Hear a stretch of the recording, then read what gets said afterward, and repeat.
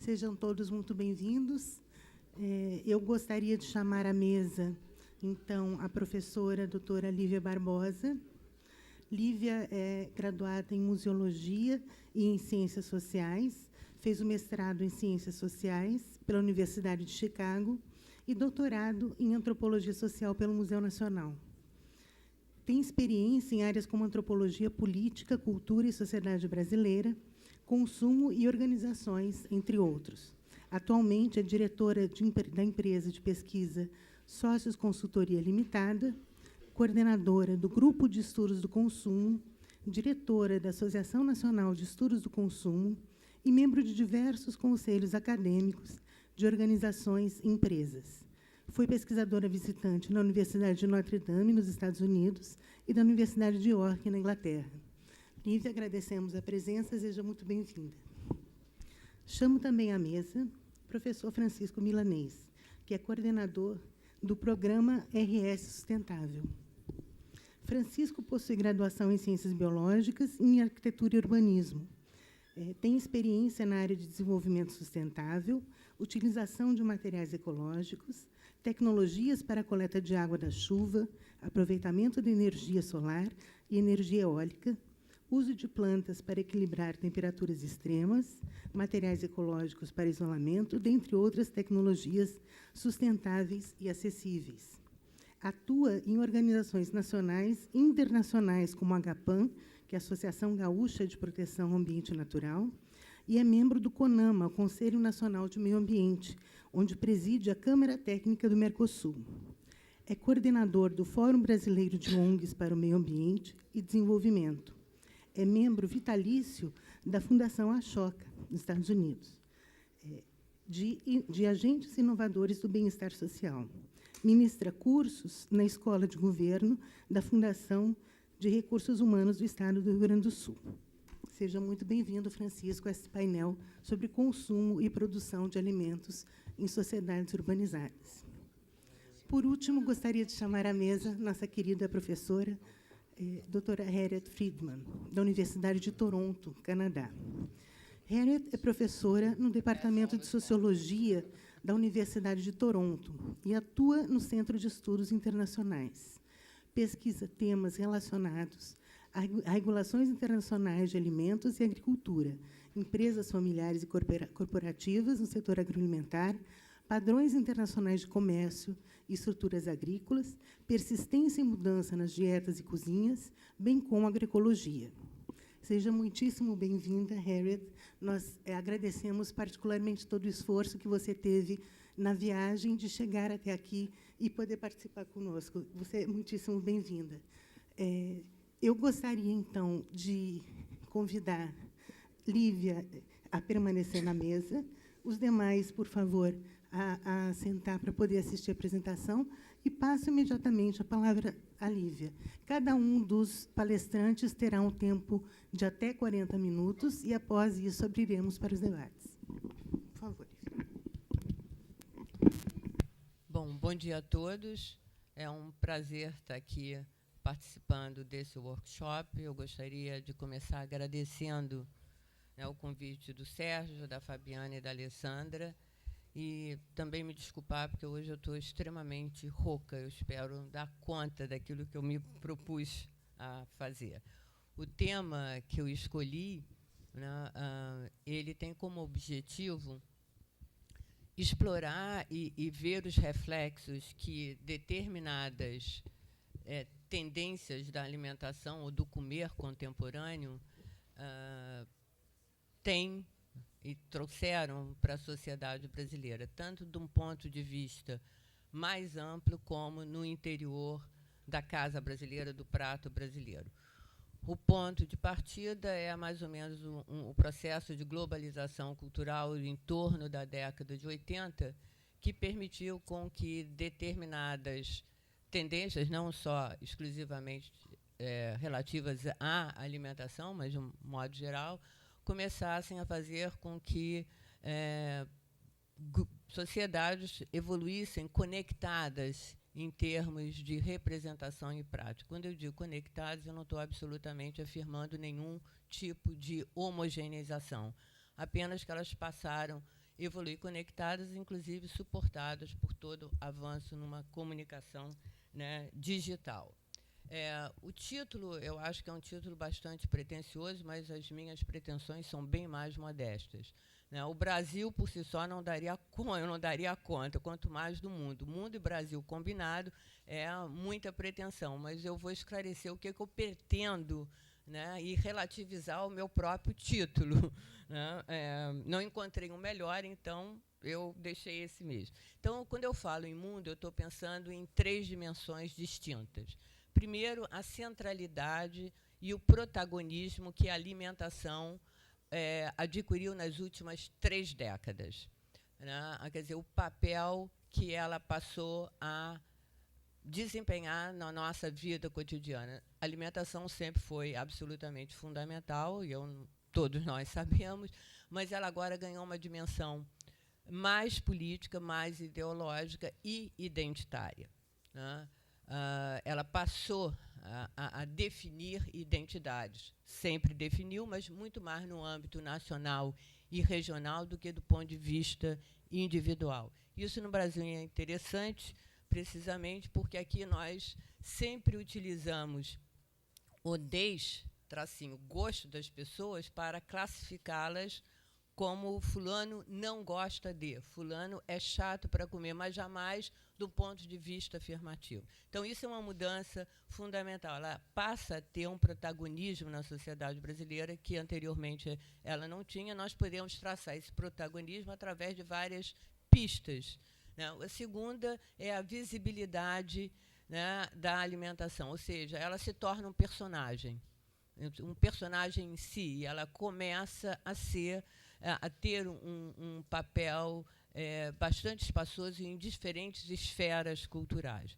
E, por fim, as tendências, né, da alimentação contemporânea, que eu selecionei 5, mas existem muito mais, e eu só vou falar de uma, né, que disputam os nossos corações e mentes sobre aquilo que nós devemos colocar no nosso prato. Quando eu falo do Brasil, o que é que eu estou pensando? Eu estou pensando justamente nos reflexos, né, que esses aspectos, o protagonismo, a personificação e as tendências alimentares passam a ter, né, no prato cotidiano. E como nós, brasileiros, mais ou menos, né, reagimos a essas questões.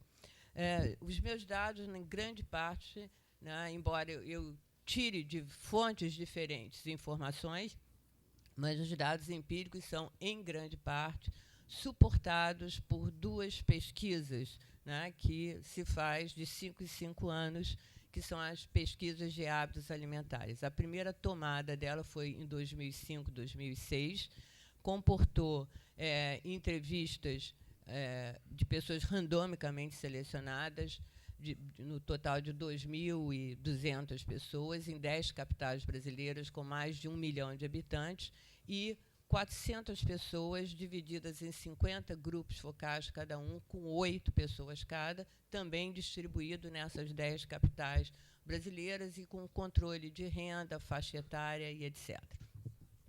A segunda tomada dessa mesma pesquisa foi feita em 2016.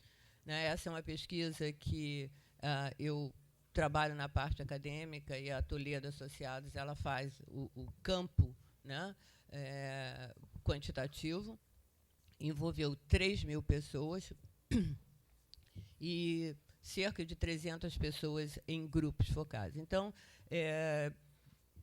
não vou entrar em muitos detalhes, mas eu estou disponível para qualquer informação mais aprofundada sobre elas posteriormente. Então, eu gostaria agora de ir, né, diretamente ao tema, e o primeiro deles é justamente o protagonismo ou a visibilidade da alimentação. Você pode pular o próximo. Então, o que eu estou querendo chamar como protagonismo e centralidade da alimentação? A alimentação, né, ela tomou hoje uma envergadura de um fato social total, como definiriam os antropólogos, ou seja, é um fato social que mobiliza as várias camadas da sociedade, tem implicações em todas as camadas, e qualquer tema que hoje nós queiramos pensar ou abordar tem um vínculo com a alimentação. Não vou falar dos mais óbvios, porque justamente eles são isso, óbvios, como meio ambiente, sustentabilidade. Mas, por exemplo, se nós falarmos em zoneamento urbano, a alimentação hoje tem um impacto extremamente grande. Você tem países na Itália, por exemplo, cidades na Itália, como Lucca, que já determinou que em áreas históricas determinados tipos de restaurantes não podem entrar, e o grande marco inicial disso foi a instalação de um McDonald's no centro histórico de Lucca, que foi proibido de se instalar. Na China, Pinhao é uma cidade também do século XVII que também, né, tem problemas de deixar instalar qualquer tipo, né, de restaurante ou de cadeia, né, de comida rápida.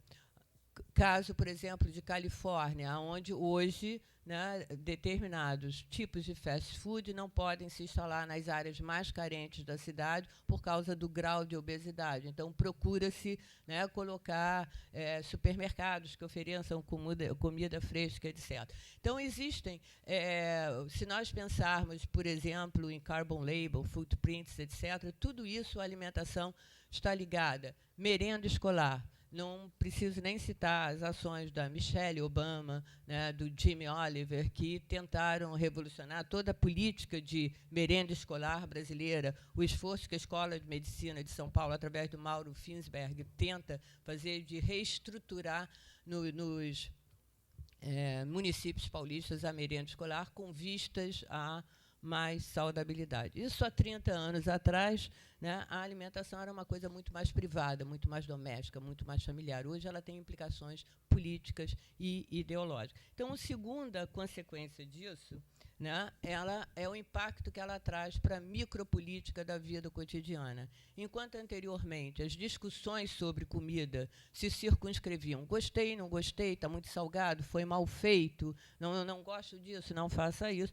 Hoje não, ela tem uma dimensão muito maior e nós temos, vamos dizer assim, conflitos, né, entre aspas, que eu acho que isso é uma das coisas que chama atenção no Brasil, que esses conflitos não são tão conflituosos assim, mas você tem conflitos, né, acerca, né, do que eu coloco no meu prato, do que eu vou fazer, né, para o jantar aquela noite. Essa pergunta hoje, antigamente, era uma pergunta banal, né, era uma escolha de um cardápio. Hoje em dia ela envolve outras considerações. Já tem analistas reportando que a questão, né, da sustentabilidade, da saudabilidade, começam a interferir, né, na vida do casal, e já existem disputas matrimoniais acerca, né, da orientação, se eu quero mais ou menos saudabilidade no meu prato, ou se eu quero mais ou menos sustentabilidade para o meu prato. A outra questão, né, é o fato da alimentação hoje, e isso eu acho que é muito interessante no caso brasileiro, ela passou a ter uma dimensão identitária, né? Dificilmente na sociedade brasileira nós nos definimos por aquilo que nós comíamos. Nós éramos conhecidos por aquilo que nós não gostávamos de comer, né? E hoje não. Hoje, ser vegetariano, ser vegano, né, é uma marca de identidade e, mais ainda, né, quase um imperativo moral. E essa é a terceira dimensão desse protagonismo, né? A alimentação se tornou um imperativo categórico, né? Alguma coisa que todo mundo deveria fazer dentro de determinados parâmetros. Que parâmetros são esses? Saudabilidade, sustentabilidade, e essa regra deveria ser estendida para todos. Quando Peter Singer lançou o último dele, ele é um filósofo de bioética, ele dizia que hoje não há mais desculpa, né, para não se comer corretamente, dada a diversidade existente. Então, se algumas comunidades, em épocas pretéritas, tinham dificuldade na sua escolha alimentar, isso não mais se justifica no caso da sociedade contemporânea, onde eu posso escolher o que comer, que tipo de carne, se eu não quero dispensar a carne. Existem caminhos moralmente superiores, e ele define ser vegetariano como ser moralmente superior àquele que não é. Então, é essa dimensão de imperativo categórico que a alimentação tomou, que eu acho que é o que a mais caracteriza nesse seu protagonismo. Quais as razões para esse protagonismo? Quer dizer, você não tem nenhuma teoria que elabore, né, nessa dimensão, mas, obviamente, você tem indícios. Primeiro, o aumento do conhecimento da relação entre dieta e alimentação. É bom lembrarmos que, há mais de 1000 anos atrás, dieta e alimentação eram coisas íntimas. Tanto é que as pessoas tinham dietas específicas para as suas personalidades. Temperamentos frios comiam determinadas coisas, temperamentos quentes ingeriam outras coisas, banquetes medievais tinham uma imensa quantidade de pratos, justamente porque eles tinham que se adaptar aos vários estilos de personalidade. Aspícios, que é um dos primeiros livros de alimentação que se conhece, já discutia, né, essa questão da alimentação adequada para cada tipo de pessoa. Isso retorna agora, né, dentro de uma nova concepção, a identificação de o tipo, né, da pessoa, né, as suas características físicas, genéticas e biológicas, e o tipo de dieta adequada para ela. Então, é essa relação, nós estamos retomando, né, segundo alguns, essa relação entre dieta e alimentação, que tinha sido abandonada com a indústria farmacêutica, onde a doença passou a ser uma questão de remédio, né, quando a doença era, anteriormente, fundamentalmente, uma questão também de dieta. Aliás, dieta mudou o seu significado, né? Quando eu era pequena, no século passado, né, dieta era privação de alimento, né? Hoje em dia, não, dieta é uma opção alimentar, né, uma opção alimentar que me caracteriza. Então, a outra coisa que ajuda nessa globalização, ou nessa centralização e protagonismo da alimentação, é, obviamente, o estilo de vida contemporâneo, que levou, né, às doenças crônicas cardíacas, mas não só isso, a diabetes, a outros tantos. Primeiro, o envelhecimento da população. Se vive mais, mas também se quer viver melhor, né? A compreensão de que a alimentação hoje tem impactos na minha saúde. E, fundamentalmente, né, uma reestruturação do significado do corpo e dos sentidos que, na literatura acadêmica, começa a surgir em torno da década de 80. Né? Corpo e sentido, no mundo ocidental, são redefinidos. Enquanto que, anteriormente, o corpo e os sentidos eram veículos e eram caminhos para um mau conhecimento, só a cognição era um elemento fundamental para se conhecer e se conhecer verdadeiramente. A partir da década de 80, né, a noção de embodiment em antropologia, a noção de a importância de sentidos, não é à toa que hoje tem um grande número de antropólogos, né, Roberto Sassatelli, né, que se dedica a estudar o corpo ele ganha uma nova dimensão e os próprios sentidos passam a ser, a experiência passa a ser, né, um caminho para o autoconhecimento. Consequentemente, nós temos marketing de experiência, marketing de sensações, por quê? Estão investindo nessa dimensão do conhecimento pela experiência. Bom, uma outra revolucionária teoria sobre o assunto é a de uma jornalista americana que coloca a questão se a comida no século XXI é o novo sexo, se ela desempenha, né, o papel que o sexo desempenhou na década de 70, na medida em que ele nós passamos a discutir todas as transformações sexuais e ele, durante algum tempo, né, um bom período, catalisou as nossas atenções. E, por fim, né, a ideia de que o homem está sempre atrás, né, de controlar o seu próprio corpo. Né? E num livro, Gilman, num livro chamado Fat, ele discute toda a concepção, né, do corpo e da obesidade ao longo da história para chegar à conclusão de que essa globesity, né, esse fascínio com toda essa questão, né, do corpo, do tamanho do corpo, vem dessa tentativa intrínseca do ser humano de tentar controlar o seu próprio corpo. Você podia trocar, né? Mais outro. Bom, se essas teorias elas dão conta ou não de explicar, né, a centralização e o protagonismo da alimentação, o fato é que elas não implicam, não conseguem explicar a sua visibilidade, né? O que vem a ser essa visibilidade alimentar? É a transformação da alimentação em um personagem, né? Não é só uma questão da presença da alimentação nas mídias, né? Por exemplo, nós sabemos da quantidade de programas sobre alimentação que inundam hoje as televisões de todo o mundo, os shows, né? Os heróis disso, Nigella, Jamie Oliver, né? Hell's Kitchen e coisas semelhantes. Por exemplo, o Food Channel ele clama ter 100 milhões de espectadores. O Brasil tem 20 shows de programas semanais de alimentação, sem incluir aqueles que trabalham também com questões de turismo. Se nós adicionarmos esse, né, certamente esse número cresce.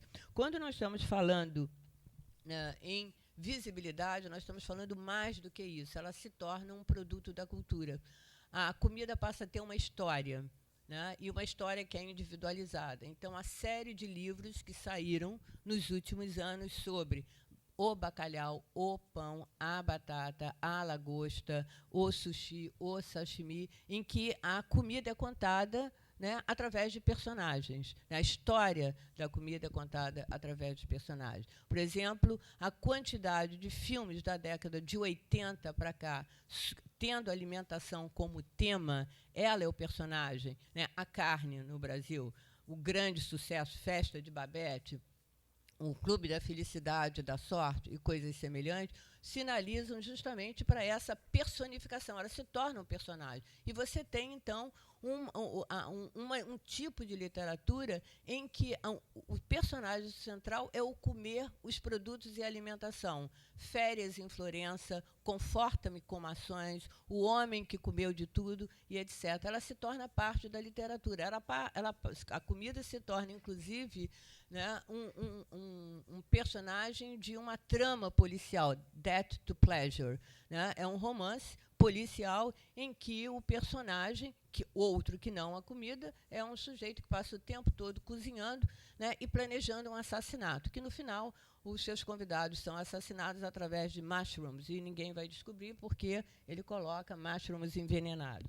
Então, o importante é que a comida se tornou um produto cultural. Se você entrasse numa livraria na década de 80 e procurasse uma única gôndola, né, de livros de culinária, você talvez encontrasse 2 prateleiras. Hoje em dia, se você entrar em qualquer livraria do mundo, né, as estantes são estantes e estantes sobre todo e qualquer tipo, né, de alimentação. Isso sem falar, né, sem dúvida nenhuma, na glamorização que a gastronomia passou, que eu diria, né,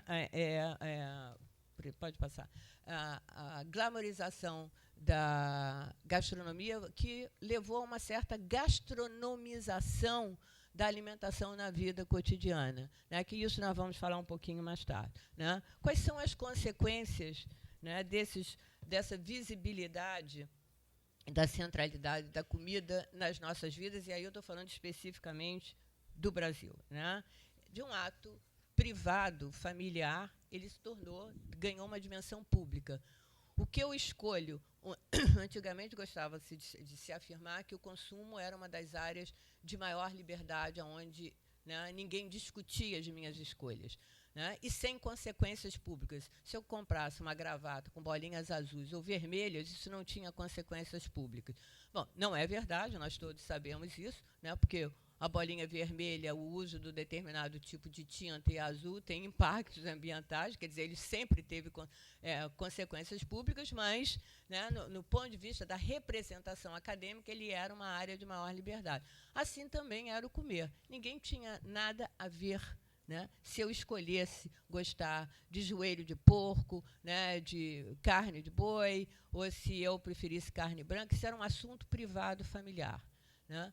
Hoje não é mais assim. Aquilo que eu ponho no meu prato eu sei, ou pelo menos mesmo que eu não queira admitir, eu sei que tem consequências públicas, né? Daí uma afirmação do Peter Singer dizer que quem come carne tem maior responsabilidade sobre as questões ambientais ou sobre as questões de sustentabilidade. Veja bem, eu não estou dizendo se eu concordo ou não com isso, eu quero ver os reflexos, né, disso, né?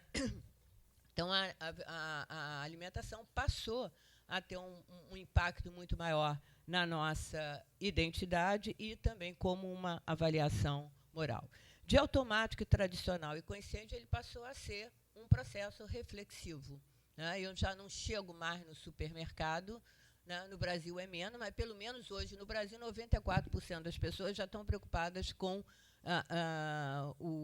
a data de validade e também com alguns dos conteúdos. Eu lembro a vocês a rapidez com que a gordura trans saiu do ingrediente e da composição. Ela pode, através de mecanismos não muito lícitos, estar presente, mas, de qualquer jeito, houve uma preocupação, né, por pressão da sociedade que ela saísse do coisa. Então, hoje, um dos labels dos alimentos no Brasil, sem gordura trans.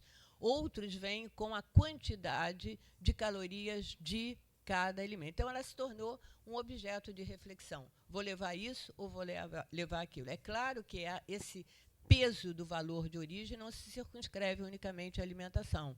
Por exemplo, quando eu vou comprar hoje um móvel, nas lojas mais sofisticadas, eu tenho um vendedor, né, que vai me descrever de onde veio, né, aquela madeira, aquela de madeira certificada e etc., né?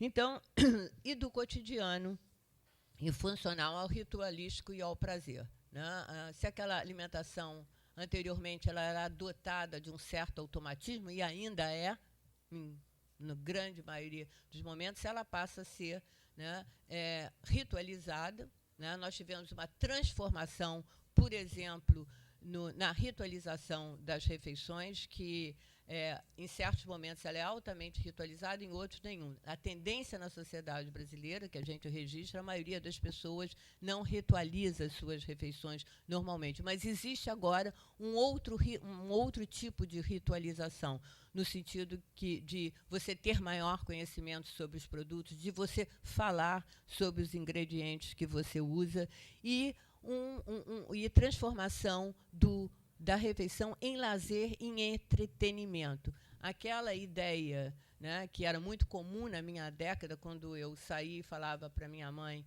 né, vou jantar fora, minha mãe respondia, nossa, com tanta comida em casa, vai comer fora por quê? Né? Porque não se entendia que alimentação era lazer, alimentação era entretenimento. Hoje ninguém vai mais só ao cinema, ninguém vai mais só ao teatro. Eu vou ao cinema e comer alguma coisa, eu vou ao teatro e janta fora. O restaurante de cada um não importa, mas existe uma complementação que transforma a comida em entretenimento e lazer. E para pelo menos 42% dos brasileiros, numa massa de 3 mil, né, numa base de 3 mil, 42% consideram que comer fora é uma das suas atividades preferidas. Se nós formos avaliar por cidade, São Paulo realmente ganha, Rio Grande do Sul, em comparação ao Rio. Mas, de modo geral, são 42%, né, de uma base de 3 mil, dizendo que é o seu programa predileto. Dentro disso, houve uma grande transformação. O café da manhã, que é uma das refeições, entre aspas, mais pobres no sentido de cardápio, né, mais homogênea em sentido de cardápio, é pão, café, leite, margarina ou manteiga, né? E esse café da manhã de Doriana é uma invenção, né, de marketing. Ele não acontece excepcionalmente aos domingos, quando você acrescenta suco de fruta, quando você acrescenta alguma fruta. Agora, ele se tornou uma realidade fora de casa, né? Tomar café da manhã fora de casa se tornou um programa, o que era inconcebível na refeição que menos se fala e que tem-se menos sociabilidade, né? Ou quando você tem uma sociabilidade funcional, né? Que sociabilidade funcional é essa? É uma sociabilidade que simplesmente admite a presença do outro, porque eu não posso ignorá-la, né? Então, o que você vai fazer hoje? Vou levar as crianças ao médico, ou, por favor, não fale comigo, mas, né, que, na verdade, é o ideal. Mas você não pode, porque no Brasil, você não admitir a presença do outro é um agravo existencial. E, do ponto de vista conjugal, isso é problemático, né? Porque as mulheres brasileiras, se alguém está calado, pergunta o que você tem, o que você está pensando. Então, existe uma necessidade mínima de sociabilidade. Essa sociabilidade inexistente dentro de casa, ela foi para fora de casa. É um programa, né? Você vai tomar café da manhã com champanhe, café da manhã sem champanhe, mas não importa. E houve uma verticalização. Isso não é um fenômeno das classes mais altas. A revolução das padarias em São Paulo, que é um fenômeno típico paulista, né? Mas, ao mesmo tempo, você tem toda a estetização que pequenos botequins no Rio de Janeiro, pequenas mercearias, fizeram de forma a colocar algumas cadeiras, algumas mesinhas para que as pessoas pudessem se sentar, né, e tomarem o seu café da manhã, e que lota sábado e domingo. Você tem isso, inclusive, na própria favela carioca, né? Qual foi a consequência disso, por exemplo, né, no caso do Estado brasileiro, que foi uma mexida extremamente significativa? O Estado, que tinha uma atitude reativa, né, no Brasil, até pouco tempo atrás, o que ele fazia? Ele tomava conta da sanitização dos ambientes, ou seja, tem barata, não tem barata. De vez em quando a gente encontra isso na última passagem da Sunab no Rio de Janeiro, um número X de restaurantes de alta classe, inclusive do Copacabana Palace, foi pego com alimentos vencidos, animais na cozinha, etc. Mas essa era a preocupação central do Estado, né? Sanitização dos ambientes e, mais ainda, a validade da comida. Hoje ele passou a ter uma postura muito proativa através das suas políticas públicas. Ele se torna um árbitro do que é o bom alimento, né? O que é um bom alimento? E é isso que é o papel da Anvisa, que agora vai lançar uma nova pirâmide alimentar brasileira, talvez um pouco radical, pelo que me disseram, mas não importa. Ele está tendo um papel proativo, né? Ele está dizendo o que você deve ou não comer. O quanto, né, certos grupos concordam com isso ou não é uma outra discussão, mas o fato é que, da pesquisa de tomada de 2005 para 2011, né, 87 brasileiros declararam conhecer a Anvisa. Há 5 anos atrás, esse não era o número, era um número insignificante de pessoas que conheciam a Anvisa e o papel do Estado que ele tinha na alimentação. Quais são as consequências desse protagonismo, dessa centralidade, dessa visibilidade da alimentação para o consumidor? O consumidor brasileiro, ele, de modo geral, ele acha, né, que o seu comer melhorou como um todo, né? Da onde vem essa satisfação com esse comer? Não estou dizendo que ele não quer mais dos alimentos, né? O consumidor brasileiro conhece muito pouco da indústria, tem um conhecimento muito superficial de onde vem o seu alimento, mas ele está interessado, mas ele acha que a qualidade da sua alimentação melhorou porque ele agora tem marcas de qualidade, aumentou a quantidade da competição, e isso ele invoca, né, a ação do governo e o aumento da competição como fatores de melhora alimentar. Ele está consciente, né, do problema de sobrepeso. Mais de 50% da população brasileira, nessa última tomada que nós fizemos, está acima do seu peso. Não significa que esteja obesa, mas está acima do seu peso. Então, e aí se cria um drama e um dilema interessante, é que nós vivemos falando desse imaginário de um corpo magro, né? Eu acho que desse corpo de modelo, né, de anorexia, e que a mídia nos inculta, etc. Eu acho que isso merecia uma boa reflexão, principalmente por parte da antropologia, porque a distância entre a prática e a representação é imensa, né? Embora todos, né, se referem ao modelo magro, 50% da população, mais de 50%, né, está com sobrepeso. Em 1970, não existia na literatura de pediatria brasileira discussão sobre obesidade infantil. hoje é um drama de uma questão de políticas públicas, tanto é a tentativa de se mexer na merenda escolar, de se proibir, por exemplo, carrocinha, né, de balas, como foi feito por um vereador em Brasília, não sei se tornou lei, né, no Brasil inteiro, ter carrocinhas de bala, de quibom, perto das escolas. Eu fui criada com pipoca, quibom, etc., etc., e havia uma coisa fundamental que hoje não tem, era o seguinte: não tem. Né? Então, só tinha isso em dia de festa. Hoje, a comida de lazer, ela se tornou um dado cotidiano da vida infantil. E isso leva, junto com o estilo de vida, né, a uma mudança considerável. E, finalmente, o consumidor brasileiro ele está muito mais consciente desses vilões e heróis da alimentação. Isso não significa em nada que ele siga essas restrições. Mas da classe A à classe D, né, segundo o Critério Brasil, né, que vocês conhecem, mas talvez quem não é do Brasil não conheça o que seja o Critério Brasil, que é uma forma de segmentar o mercado, que vai cair em desuso muito em breve, vai ser substituída por outro, que segmenta por consumo. Né, da classe A à classe D, as pessoas sabem o que faz mal e o que faz bem em termos de alimentação e sabem fazer essa conexão. Você pode ter divergências sobre, por exemplo, os homens acham que uma carne com gordura é menos danosa do que refrigerante. As mulheres, ao contrário, acham que refrigerante, né, é menos danoso do que carne.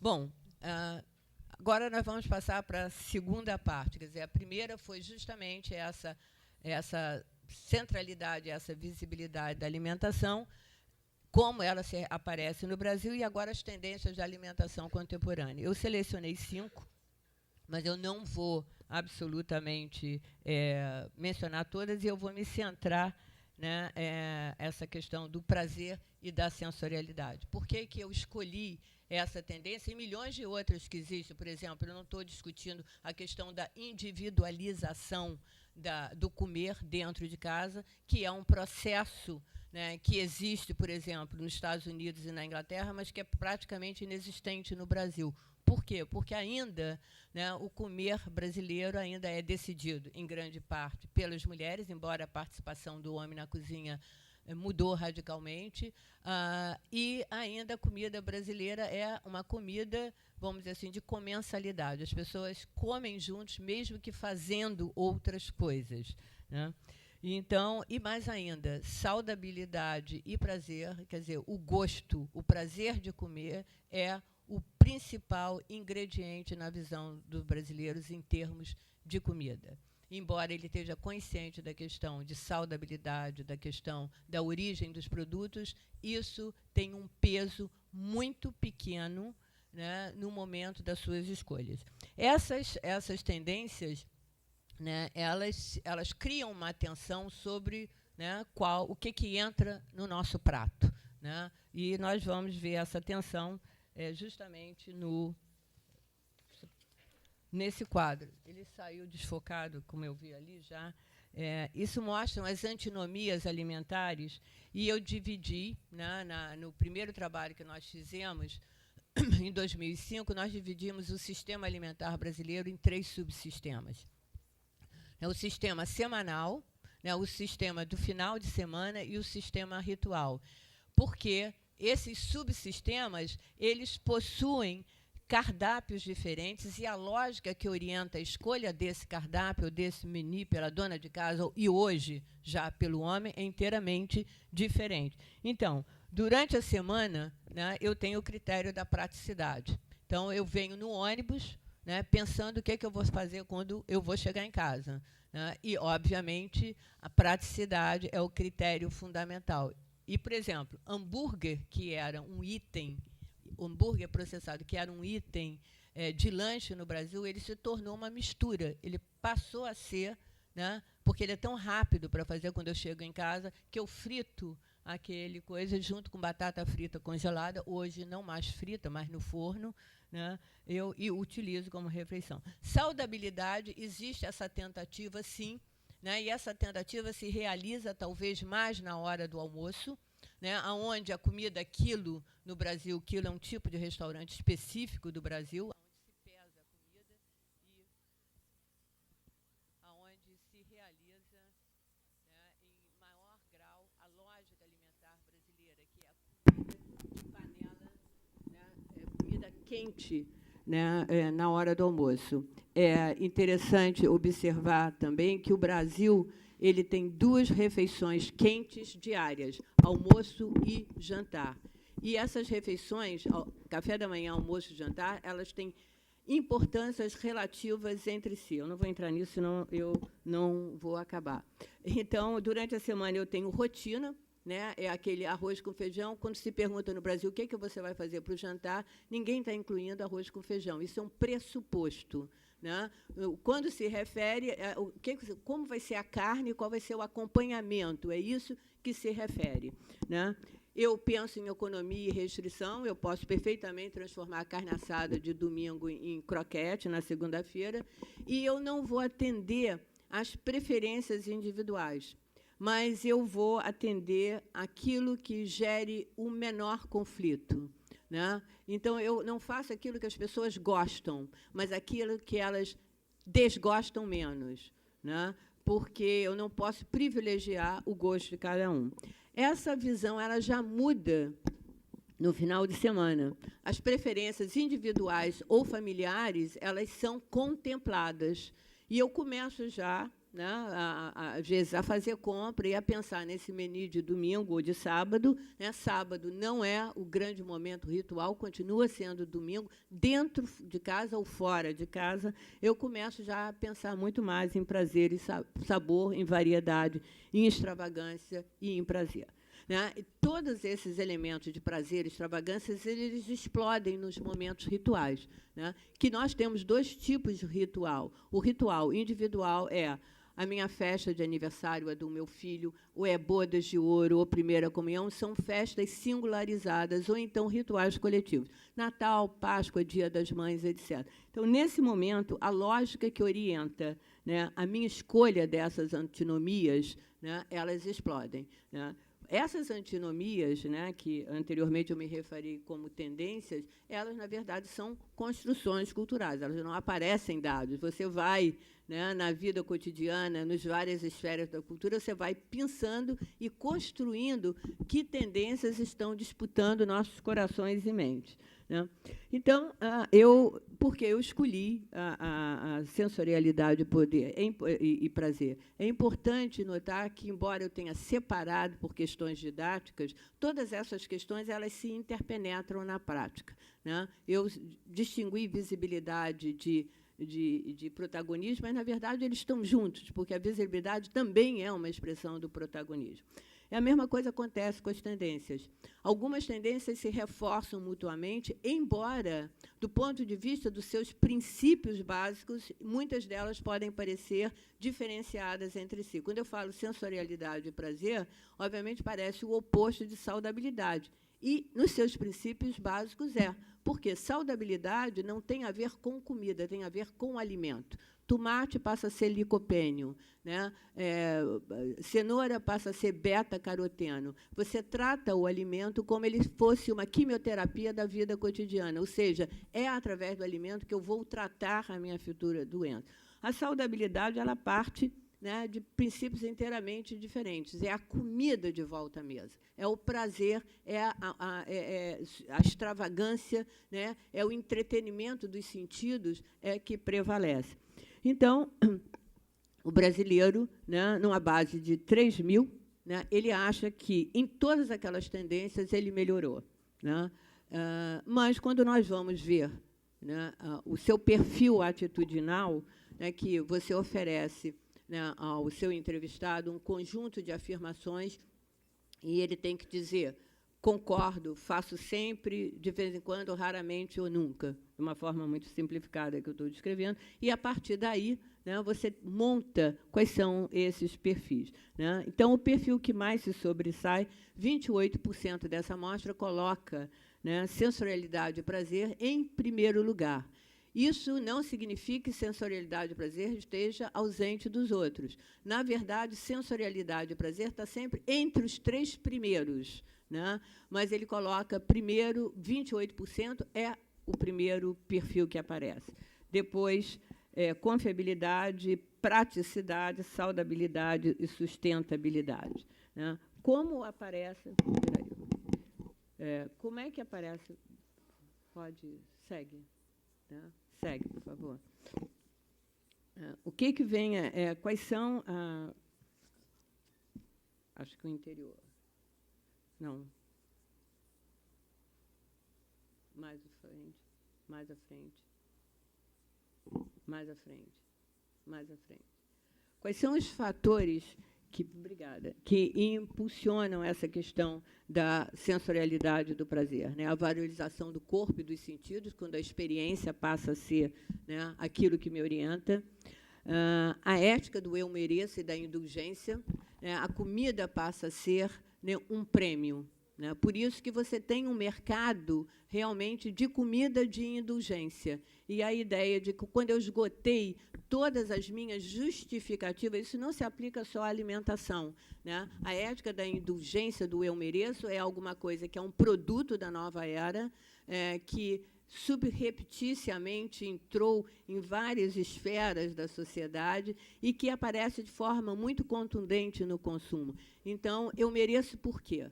Eu mereço porque a vida não é só trabalho, eu mereço porque eu estou deprimida, eu mereço... Quer dizer, quando eu esgoto todas as minhas racionalizações, né, para por que eu consumi a minha 24ª calça jeans, eu digo, não, eu mereço. Né? Eu mereço porque eu trabalho muito, porque eu estou triste, porque eu emagreci, eu mereço por vários motivos. Então, essa ética do eu mereço.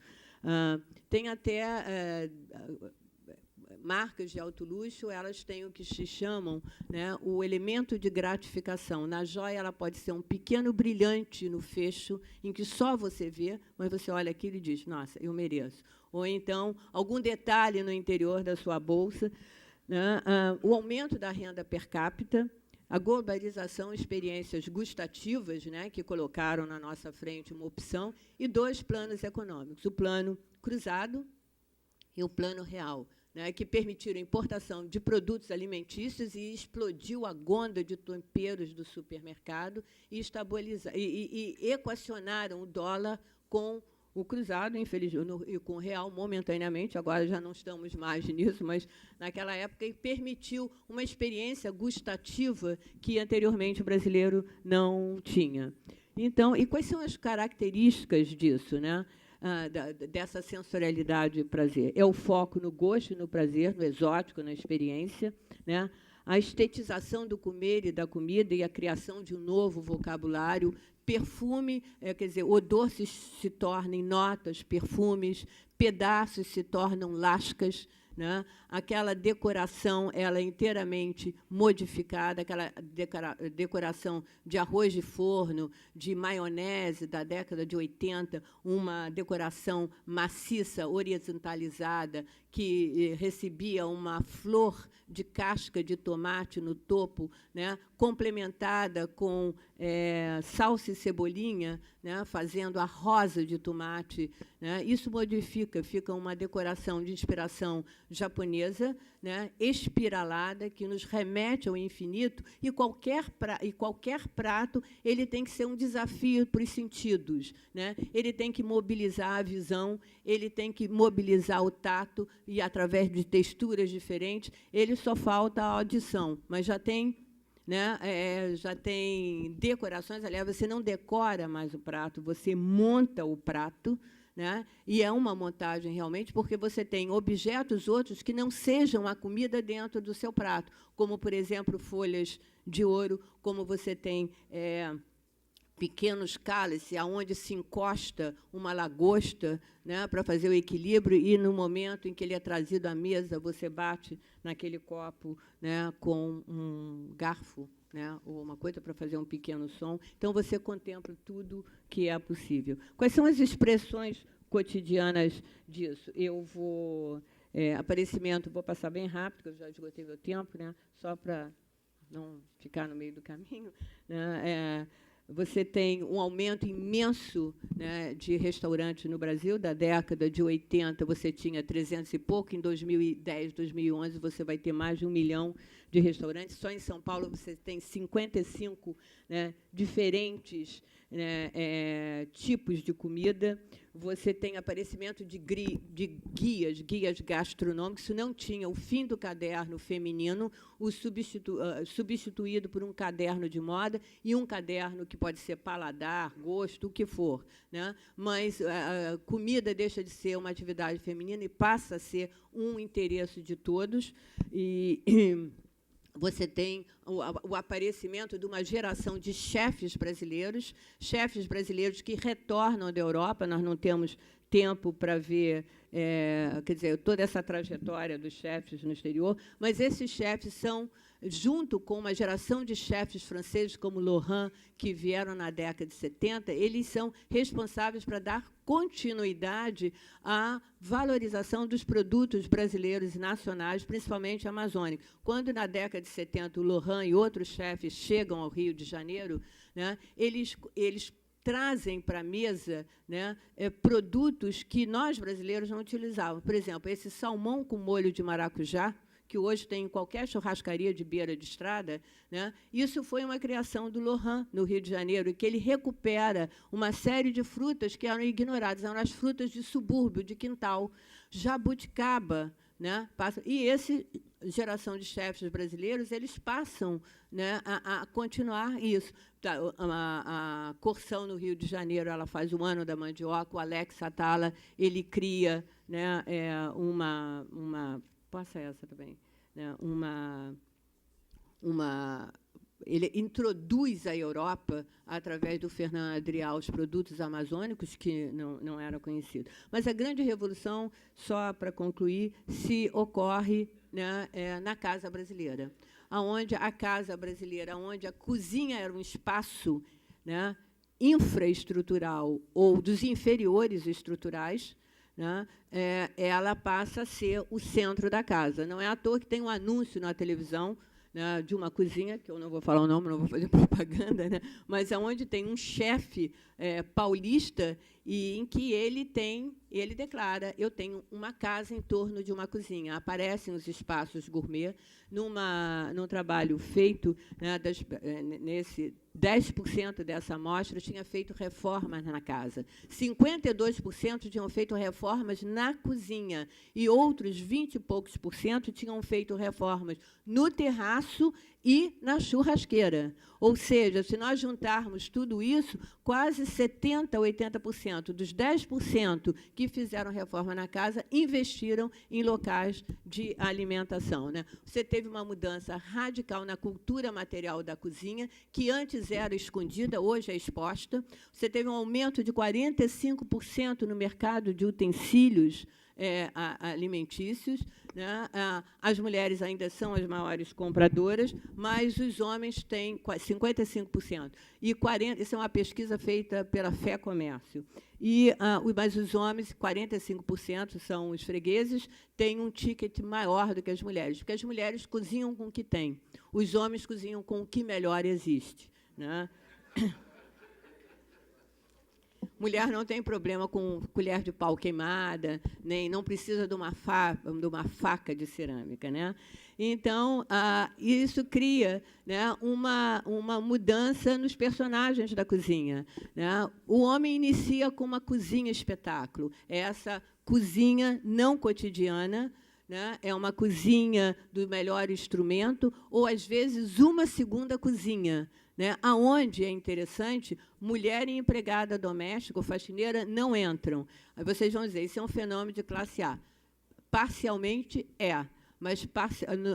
mas ele tem uma verticalização, porque uma série de condomínios de classe B, C, tem um espaço gourmet na área comum. Isso é instituído. Você não precisa mais receber em casa. Se eu não tenho espaço em casa, eu recebo lá, né? E existe toda uma elaboração. Eu costumo dizer que, se todo mundo usasse a churrasqueira do espaço gourmet aos domingos em São Paulo, né, seria um Deus nos acuda. Os bombeiros iam ser chamados de forma ininterrupta e ia ser insuportável. Porque, embora o espaço gourmet esteja lá, ele não é usado. porque a cozinha se torna um estilo de vida, um elemento fundamental, né, de identidade.